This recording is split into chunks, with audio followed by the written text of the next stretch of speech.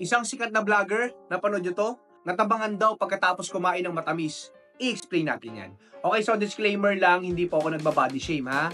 I-explain lang natin yung mga factors in medical perspective. So factor number 1, taste adaptation. Meaning, pag kumain tayo ng matamis, yung subsequent na kakainin natin, there is decreased perception of sweetness. Parang pag nagbo-buffet tayo, kakuha ng matamis, yung mga sunod na kakainin natin, either pantay na lang lasa o matatabangan tayo. Unless, kumain tayo ng mas matamis, doon lang tayo matatamisan.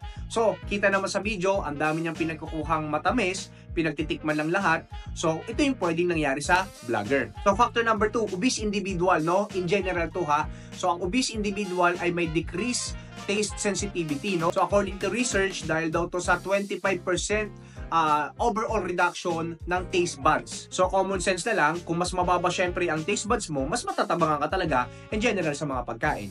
Okay? Yun yung 2 possible factors kung bakit tayo natatabangan pagkatapos natin kumain ulit ng matamis. Okay?